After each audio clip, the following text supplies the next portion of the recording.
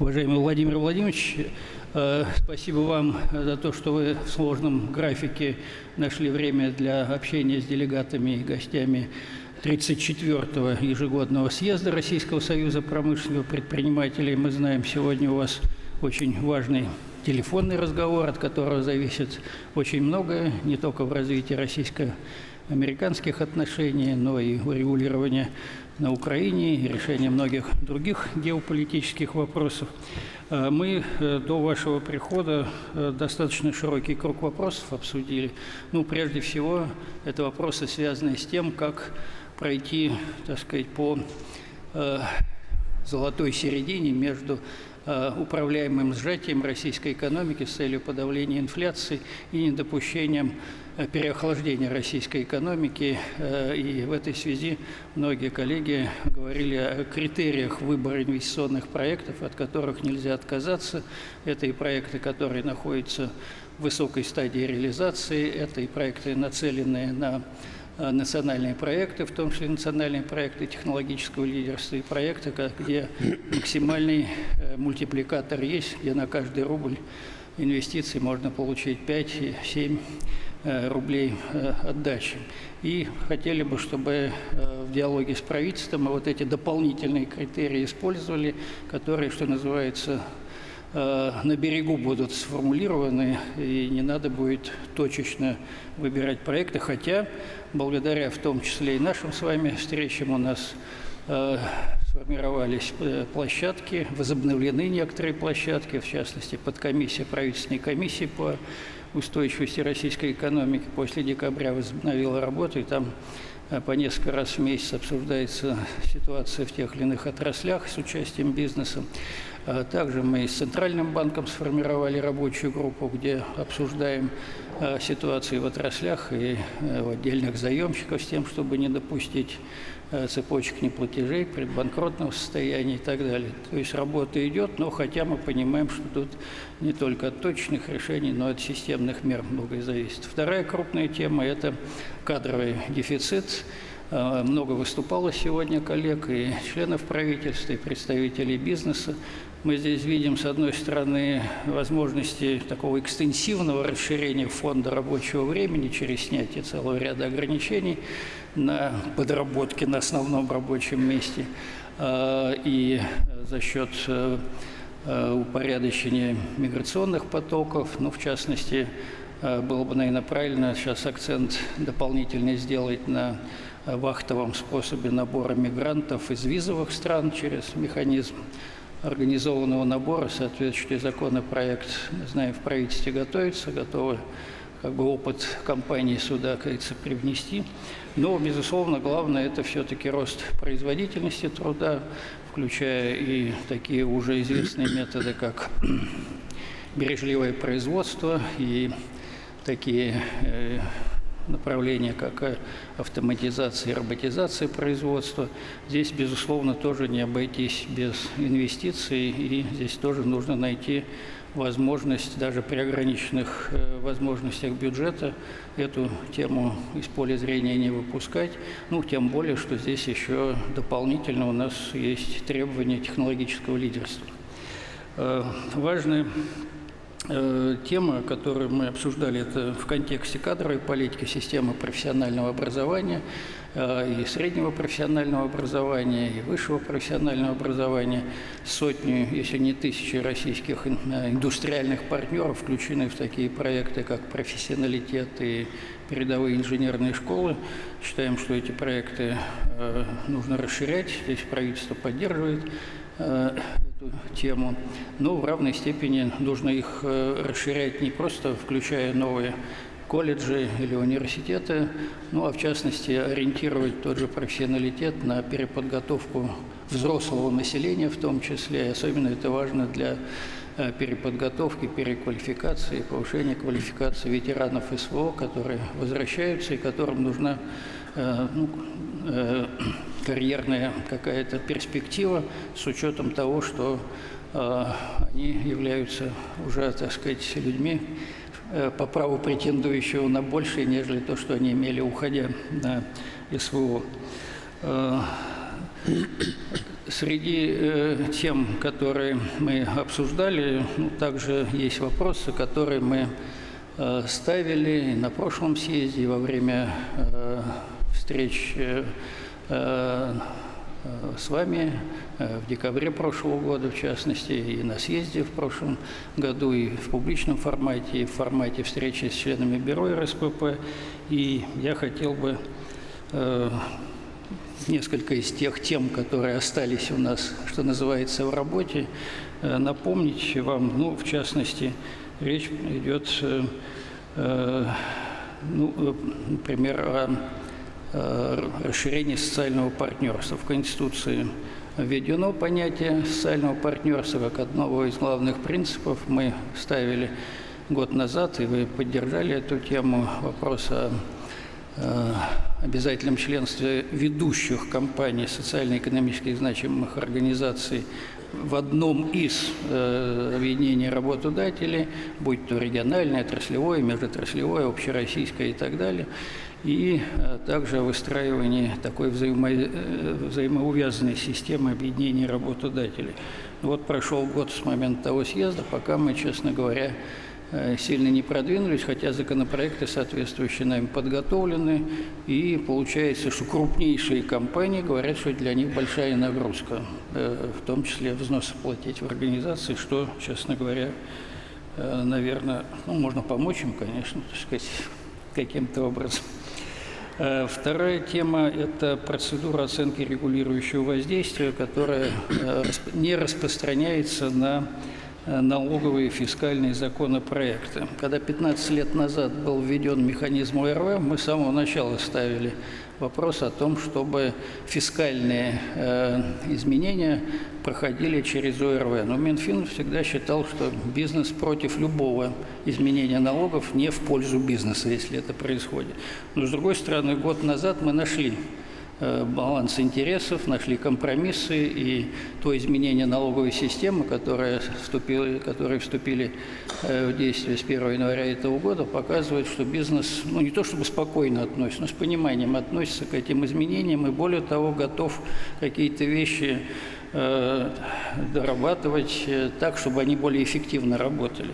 Поэтому мы считаем, что было бы правильно, так сказать, двигаться именно таким образом. Но даже те публичные площадки, которые, та же Дума готова предоставлять, там экспертные площадки или парламентские слушания, часто у нас ведь выходят документы с грифом в процессе подготовки для служебного пользования, мы не успеваем просто к моменту принятия, так сказать, нет времени, чтобы их обсудить. Есть комиссия по законопроектной деятельности, хотя многие мои коллеги на уровне заместителей представлены в этой комиссии, я сам хожу, чтобы не упустить ни одной возможности сформулировать позицию бизнеса. Важный вопрос, извините, Владимир Владимирович, я уже надоел с этой темой, это защита интересов добросовестных приобретателей собственности, в том числе в процессе приватизационных сделок. Вы говорили о том, что приобретатели не должны нести ответственность за ошибки федеральных или региональных органов власти. Мы, честно говоря, проработали многие аспекты этого процесса пересмотра итогов приватизации. Считаем, что здесь вполне можно выработать процессуальные нормы, которые сделают этот процесс более упорядоченным. В частности, речь идет о том, чтобы использовать срок исковой давности и пресекательный срок давности, исходя из норм Гражданского кодекса. То есть мы считаем, что приватизационные сделки – это хозяйственные сделки, и Гражданский кодекс здесь должен действовать, и, кроме того, нельзя ссылаться на то, что ошибки в приватизации нарушают нематериальные права граждан, по которым, как известно, срока давности нет и быть не может. Я думаю, что эту тему мы, наверное, можем как-то финализировать, тем более, что мы видим, что и Совет при президенте по кодификации гражданского законодательства тоже активно включился в эту работу. Уверен, что итоги сегодняшнего съезда и разговора, который будет в продолжении вот этой открытой части, помогут нам те или иные вопросы продвинуть. И еще одна просьба, Владимир Владимирович, поскольку очень много было выступлений сегодня от бизнеса, от представителей власти, если мы оформим эти предложения, в том числе базирующиеся на 19 форумах недели российского бизнеса, которые в феврале состоялись, и попросим вас поручить правительству их вместе с нами проработать. Это было бы большим подспорьем для того, чтобы через год зафиксировать, что все вопросы решены. А мы очень хотели бы этого. Спасибо.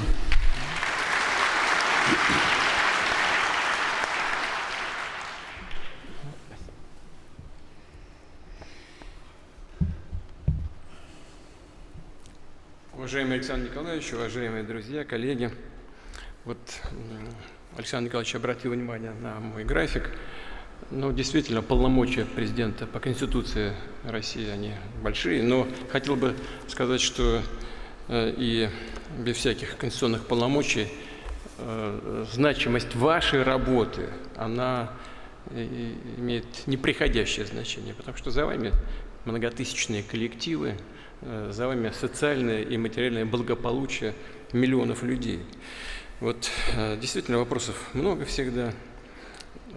Здесь Александр Николаевич сейчас только что сказал о защите интересов добросовестных приобретателей, всего, что связано с приватизацией. Мы уже 100 раз это обсуждали, и правильно, надо обсуждать, пока не решим окончательно. Но в то же время Александр Николаевич упоминал о том, что не все крупные предприниматели и крупные компании хотят вступать в РСПП и говорит, а может быть им помочь?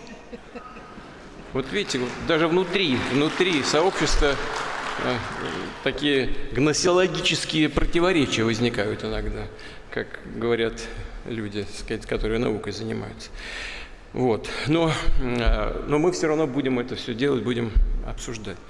И, надеюсь, будем решать. Я очень рад всех приветствовать, участников пленарного заседания организации, которая объединяет ведущие отечественные компании, а это, конечно, настоящие лидеры рынка, в том числе и глобального масштаба.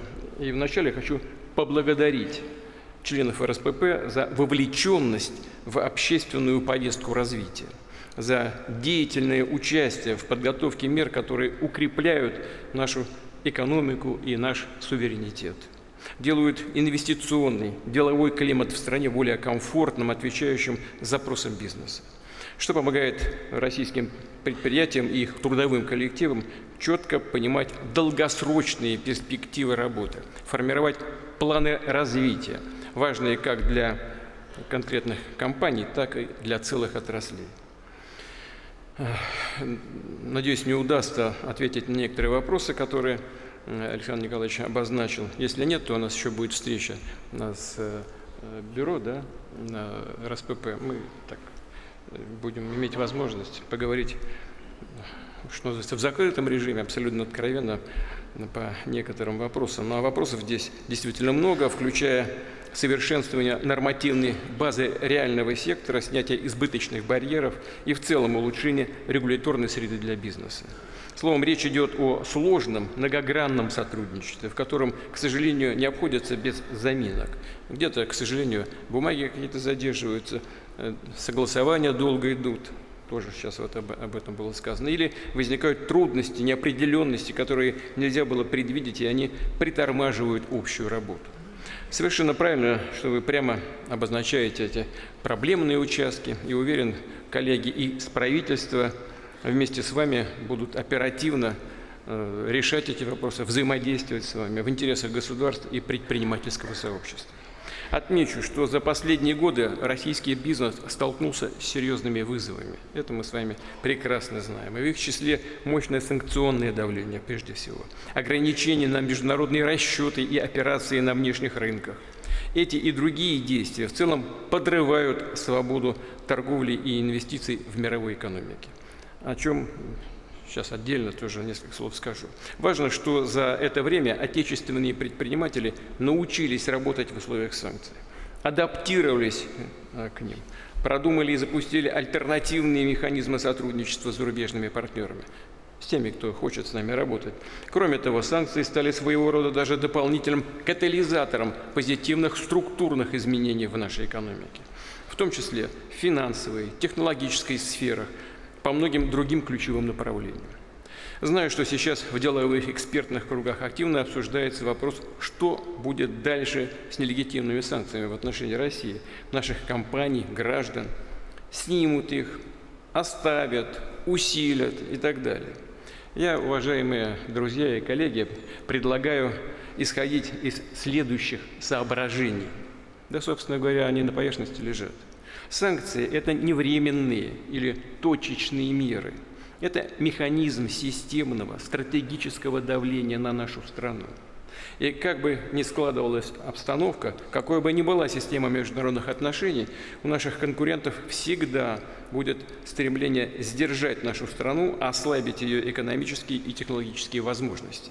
Причем, если раньше западные так называемые элиты пытались придать этому противодействию хоть какую-то видимость приличия, то сейчас им, похоже, стесняться-то не нужно и не собираются стесняться. Они не только регулярно угрожают России введением новых санкций, но и штампуют эти пакеты один за другим.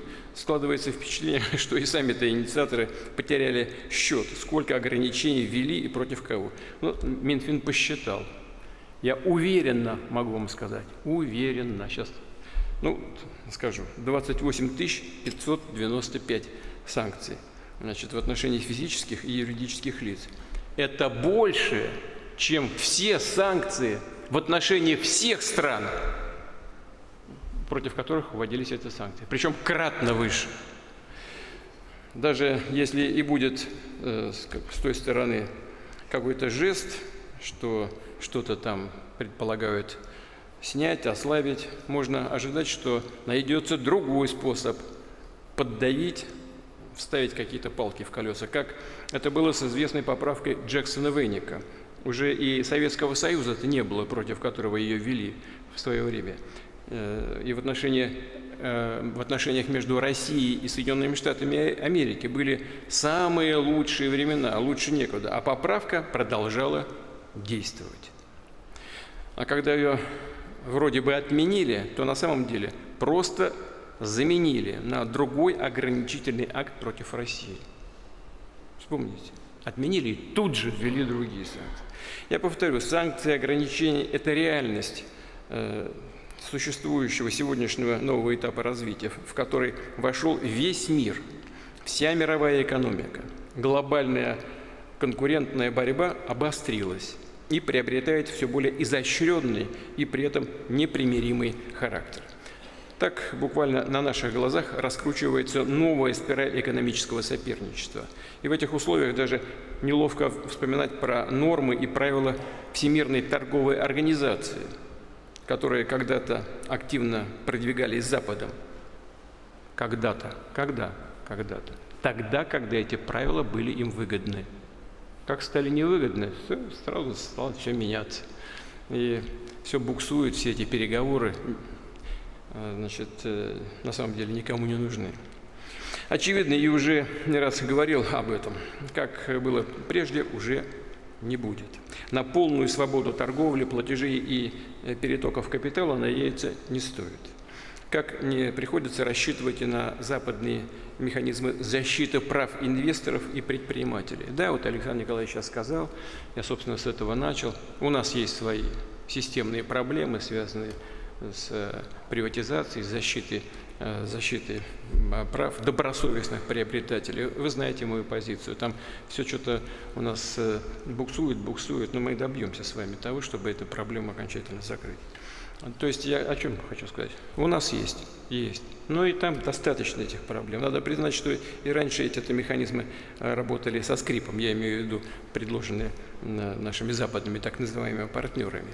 А сейчас и вовсе покровы, что называется, спали, всем стало очевидно, чего стоят разные высокие суды в европейских столицах, западные юрисдикции, к которой многие стремились, чтобы там спрятаться самим и что-то там прикопать по-тихому. Все, ничего этого нет. Ничего нет. И никаких укромных юрисдикций не существует. В этих условиях российскому бизнесу важно проявлять гибкость, искать и осваивать новые рынки, разрабатывать собственные технологические решения и налаживать кооперацию с надежными партнерами. А таких тоже в мире достаточно. Но здесь правительство, наши регионы, конечно, должны оказывать и оказывают необходимую поддержку. Со своей стороны будут делать все для того, чтобы поддержать этот процесс.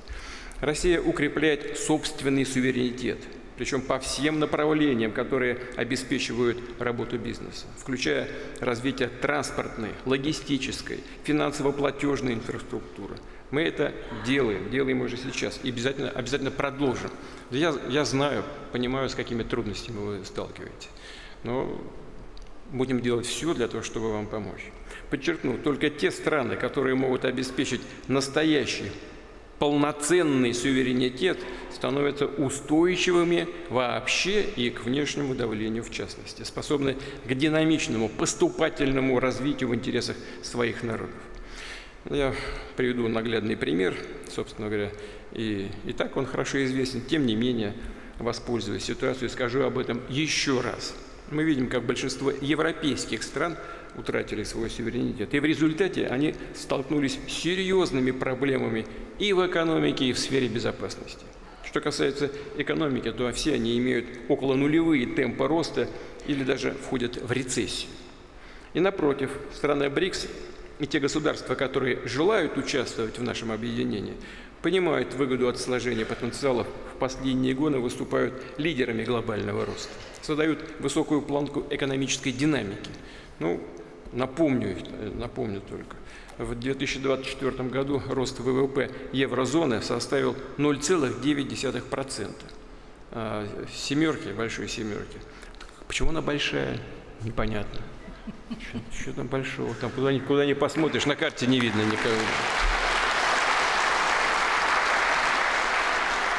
Так вот, у этой семерки 1,9 роста, а БРИКС 4,9. В России 2 года подряд. И в прошлом, и в позапрошлом 4,1.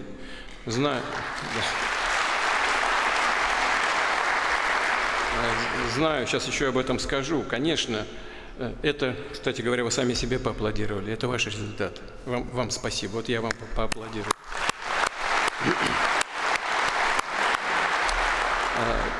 Кстати говоря, вот сейчас говорили, Александр Николаевич говорил об охлаждении экономики. Здесь, конечно, нужно действовать очень-очень аккуратно.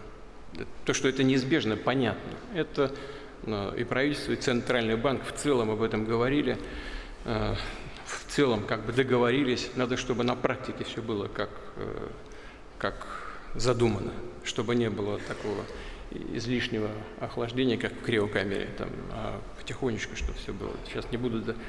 цифры известны. У Центробанка одни цифры, у правительства и Минэкономразвития другие. Это не 4,1%, 2-2,5%. Но нужно сделать так, чтобы обрушения, лишней заморозки не было. Тонкая вещь, но надеюсь, это получится. Еще можем об этом поговорить. Но предлагаю прямо сейчас дискуссию не разворачивать, потому что мы до утра будем разговаривать, это я знаю.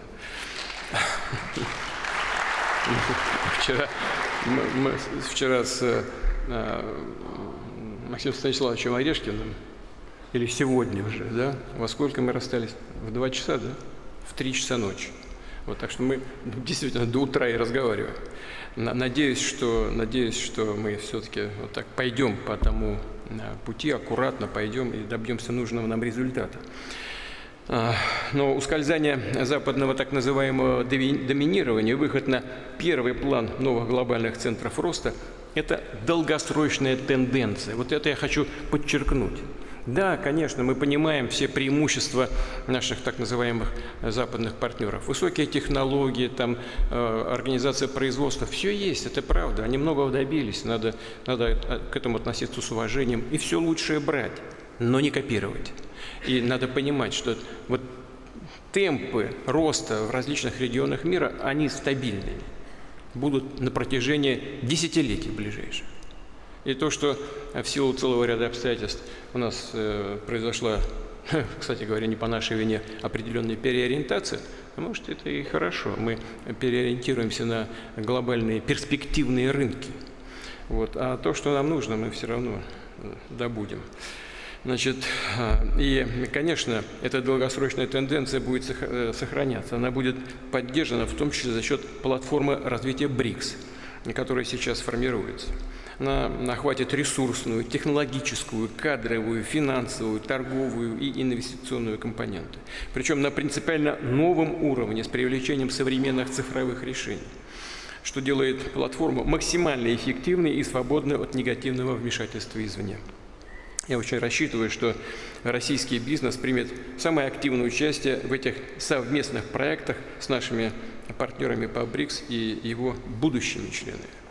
Уважаемые коллеги, затрону еще один важный вопрос, который волнует отечественный бизнес и касается отношений России с зарубежными странами. Еще раз хочу об этом сказать. Речь идет о возвращении иностранных компаний, о возможном возвращении иностранных компаний, которые ушли с нашего рынка в 2022 году, да и позднее. Уже говорил, что российский бизнес грамотно воспользовался этой возможностью, занял освободившиеся рыночные ниши, вложил средства, создал рабочие места и посвятил немало времени и усилий развитию технологий. Да, сейчас такие компании, которые ушли, собираются некоторые вернуться, мы знаем об этом сейчас, и не буду подробно останавливаться, чтобы ничего не помешать, но наши компании, которые оказались на их месте, находятся на разных стадиях инвестиционного цикла. Кто-то уже произвел вложения, наладил производство, а кто-то находится только в начале проектов и разворачивает стройку, несмотря на высокую ключевую ставку. И, конечно, мы не имеем права подорвать эти планы, свести к нулю вложенные силы и средства. Интересы российских компаний, предприятий, их сотрудников для нас будут всегда в приоритете. Именно с этих позиций будем рассматривать вопрос о возвращении на наш рынок зарубежного бизнеса. Хочу отметить, среди иностранных компаний, которые ушли из России под политическим давлением так называемых элит своих стран, есть те, кто сохранил персонал, технологии, передал управление российскому менеджменту. По сути, они продолжили работать на нашем рынке, но под другим брендом. Понимаем, что такие инвесторы многим рисковали, могли столкнуться с негативной реакцией со стороны своих правительств, но они сделали самостоятельный и ответственный выбор. И, безусловно, мы этот выбор уважаем и с уважением будем относиться к таким нашим партнерам. Но были и другие компании, которые демонстративно хлопнули дверью, захотели продать свой российский сегмент, кстати, зачастую с большим дисконтом, и так и поступили. Либо, того хуже, начали саботировать деятельность и тем самым поставили в уязвимое положение целые коллективы своих российских клиентов, поставщиков, подрядчиков. Кстати, эти компании нам хорошо известны. В них мы были вынуждены ввести временное управление. Понимаю, что некоторые западные собственники были напуганы, не нашли сил перечить своим политическим властям. Именно этим объясняется их поведение. Но на случай, когда ветер поменялся, они все же оставили для себя лазейку. Сохранили право выкупить бизнес обратно, предусмотрели опцион. Я прошу правительства внимательно следить за этой ситуацией и подобными сделками, чтобы не получилось так, что собственники продали бизнес в России по бросовой цене, по сути, оставили его на произвол судьбы, а теперь хотят выкупить актив обратно, но за такие же скромные деньги. Так не должно быть, так не бывает. Рыночная ситуация уже другая. Компании окрепли, повысили свою капитализацию и стоят уже по-другому. Поэтому очевидно, что каждая такая сделка потребует отдельного, тщательного рассмотрения. Хотел бы еще раз повторить. Мы никого не выгоняли. Кто ушел с нашего рынка, тот сам принял такое решение. Под давлением элит своих стран, без давления, это уже не важно. В любом случае, речь идет об опытных бизнесменах, которые просчитывали риски, понимали последствия своих действий. Если ниша западных компаний уже занята российским бизнесом, то, как и говорил раньше, у нас в народе это говорят, поезд ушел. Привилегий и преференций для возвращающихся не будет. В то же время Россия остается открытой страной. Кто хочет вернуться, пусть, пожалуйста, возвращается на конкурентной основе в рамках нашего правового поля. Я прошу правительства актуализировать перечень зарубежных компаний, которые прекратили работу в России, а также разработать процедуру согласования их возвращения с обязательными гарантиями добросовестного и ответственного ведения дел в нашей стране. Но этот процесс, конечно, должен быть максимально прозрачным. Уважаемые коллеги, Россия реализует масштабные долгосрочные планы развития, запускает крупные инфраструктурные, промышленные, транспортные проекты, осваивает обширные уникальные территории Дальнего Востока, Сибири, Арктики и других регионов нашей страны, укрепляет перспективные взаимовыгодные связи с подавляющим большинством стран мира. Сейчас главным вызовом для отечественной экономики является переход на устойчивую траекторию сбалансированного роста. Я хочу это подчеркнуть, на траектории именно сбалансированного роста. Нам предстоит обеспечить качественную, интенсивную динамику в реальном секторе за счет модернизации производств и повышения производительности труда. И лучше, конечно, если это делаться будет не интенсивным способом, а с помощью внедрения новых технологий. Увеличить выпуск товаров и услуг по самой широкой линейке, формулируя экономику предложений. При этом важно избежать разбалансировки отдельных отраслей и перекосов ключевых макропараметров. Важнейшая наша задача. В том числе необходимо сдержать инфляцию, обеспечить низкую безработицу. Об этом это общая совместная задача и органов власти, и бизнеса, не только крупного, который объединяет РСПП, но и малого, и среднего. Именно исходя из запросов предпринимателей мы продолжим выстраивать механизмы всей государственной экономической политики, включая денежно-кредитную, чтобы эти механизмы в первую очередь работали на увеличение производственного потенциала России, на открытие новых предприятий, на укрепление технологического, финансового суверенитета страны, ее кадрового потенциала. Соответствующий план дополнительных мер правительство сейчас готовит. Рассчитываю на активное участие в этой работе Российского союза промышленников и предпринимателей, а также других деловых объединений нашей страны. Ну и, конечно, желаю всем успехов на благо России. Благодарю.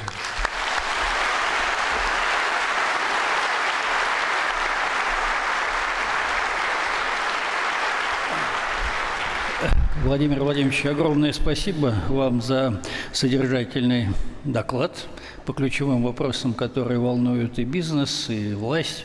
И действительно, вот вы заключение сделали во благо России. А вот мы, видите, у нас слоган РСПП «Объединяя бизнес во благо России». Я прочитал. Спасибо. Значит, мы не зря старались. Владимир Владимирович, я хотел бы проинформировать вас, что 2 года назад с этой трибуны вы поручили РСПП вместе с заинтересованными органами власти, другими бизнес-объединениями, социальными партнерами учредить премию «Лидеры ответственного бизнеса» и поручили на ежегодных съездах РСПП вручать победителям, лауреатам премии, награды соответствующие. Я просто в порядке информации хотел бы сказать, что сегодня мы эту церемонию провели. Среди победителей премии «Фосагро», «Металлоинвест», «Северсталь», «Норникель». Лауреатами премии стали РЖД, «Газпром», «Сибур», «Русал» и, может быть, менее известная компания «Пигмент». Есть еще ряд победителей по отдельным направлениям социально ответственного поведения компаний. Но в целом вот 2 года показывают вручение этой премии, что это был хороший проект, который позволил мобилизовать в том числе и не только крупные компании, которые ведут нефинансовую отчетность, это тоже было условием премии, о котором вы сказали 2 года назад, но и средние компании подтягиваются. Мы сейчас обобщим вот эти опыт 2 лет проведения премии и, может быть, скорректируем какие-то положения, чтобы расширить масштабы, так сказать, участия компаний, ну и доложим вам как бы уже результаты нашей работы. И в следующем году, может быть, среди победителей будет больше неизвестных вам компаний. Ну, на этом я хотел бы, Владимир Владимирович, поблагодарить вас. И учитывая, что, судя по заявлениям Дмитрия Сергеевича Пескова, у вас разговор должен до 18 часов состояться с Дональдом Трампом. Не знаю, насколько он... Работа такая. Ну, не знаю, сейчас надо посмотреть, что на эту фразу скажет Трамп. Может быть, он любит интервью давать, может, Я уже же Трампа не упоминал, я Не-не-не, он знает, что у нас дискуссия идет. Но на самом деле, действительно, поскольку повестка у вас и сегодняшнего дня, и ближайших дней очень жесткая, я хотел бы поблагодарить и на этом завершить вот эту публичную часть нашего разговора и, судя по тому, что вы сказали, продолжить уже обсуждение с членами бюро РСПП и примкнувшими крупными компаниями, которые пока еще не члены РСПП. Может быть, все-таки входной билет сделать через членство в РСПП. А есть какие-то преимущества у членов РСПП? Ну вот смотрите, мы организуем съезд. Уже давно сложилась традиция, что после публичной части съезда встреча с бюро РСПП. Но постепенно у нас всего 30 членов бюро. А сегодня знаете, сколько участвует? Почти 90 человек. Это можно не уходить. Это примкнувшие. Поэтому привилегий фактически нет, кроме чувства ответственности перед своими работниками, перед Конституцией, где социальное партнерство прописано.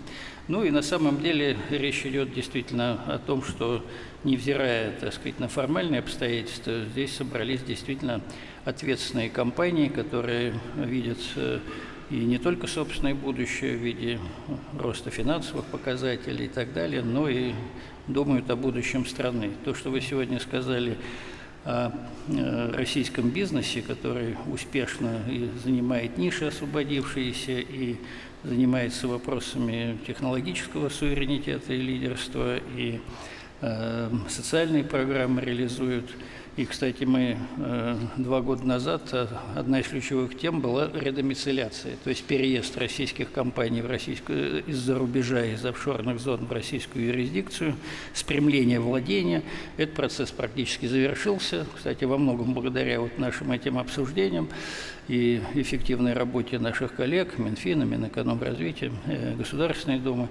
И в этом смысле инвестировать, кроме как в Россию, вообще-то и некуда. Спасибо в том числе и, как вы сказали, тем, кто вводит санкции. Нет, но инвестировать можно. Весь мир огромный, мир колоссальный, понимаете? Поэтому нужно инвестировать туда, где и вам выгодно, и России выгодно, где прибыль высокая, и надежно защищены инвестиции. Таких много регионов мира. Вон здесь сидят коллеги, которые и в Африку инвестируют, и в Азию инвестируют, и все, куда они инвестируют, им нужно для производства здесь. Кто-то инвестирует, там какие-то производства переносят, потому что оттуда легче работать на мировых рынках. Я много знаю, мы же с вами регулярно встречаемся. Поэтому инвестировать есть куда. Значит, есть страны, да, у которых, ну, вы знаете, скопилось столько уже во всяких фондах денег, они не знают, куда их девать, как главный герой Калины Красной говорил, деньги ляжку жмут. Понимаете? Куда? Ну, это помните, да? Вот проблема для них. Фонды огромные, колоссальные, до небес выросли уже. Ну и чего? Они лежат где-то там в таких, извините за моветон, стрёмных уже юрисдикциях. Что с ними делать, что с ними будет, Все думают об этом, все задумались, ну вы сами это хорошо знаете, все задумались, что будет с этими фондами, которые в банках там западных хранятся. Все задумались, ну, конечно, такой сигнал по всей мировой экономике. Вот, надо искать эти возможности для инвестиций. Они есть, их много. Конечно, здесь вот, конечно, задача государства в значительной степени заключается в том, чтобы обеспечить интересы российского бизнеса. Это правда. Но вот этой тихой гаванью должна быть экономика самой нашей страны, самой России. Конечно, нам еще очень много нужно сделать. Я знаю, ну сейчас вот не говорят, наверное, сейчас будем встречаться с коллегами в узком составе, хотя тоже 90 компаний тоже не такой уж узкий состав. Нам из правоохранительной сферы надо работать. Вот, если вы обратили внимание, я же все время говорю на всех коллегиях, завтра, по-моему, прокуратура, там буду говорить, необходимо защищать интересы российского бизнеса. Нужно делать все для того, чтобы правовая система, она способствовала тому, чтобы бизнес шел именно сюда, ничего не боялся, чтобы судебная система была независимой и эффективно работающей. Нам много еще чего нужно сделать, я понимаю. Я все понимаю, и поверьте, будем все для этого делать. Но там-то чего хорошего? Там-то вообще все замораживают, понимаете? Там все отбирают, грубо, вообще нецивилизованно. Я уж не говорю про какие-то правовые системы. Их просто не существует. Они существуют там только для себя. Вот в чем фокус, понимаете? Я, кстати, в политической сфере давно это заметил. Давно. Не буду там сейчас фамилии называть. Вот обсуждают какой-то политический вопрос. Вот делаем так. Извините, думаешь, ну, я иногда говорил, ну так же нельзя, это же противоречит. Ну, ничего противоречит, так целесообразно. Вот и все. И там это давно все применяется в сфере политики. Но сейчас и в сфере экономики пошло уже в полный рост. Поэтому, нельзя доверять. Вот, нужно внутри страны создать такую и политическую систему, и юридическую, и правоприменительную практику. Надо вместе над этим работать, чтобы было жестко, стабильно, надежно. Ну, вот так как складывается эта работа за последние годы между бизнес-сообществом и между правительством, думаю, что это хороший пример. Вступайте в РСПП.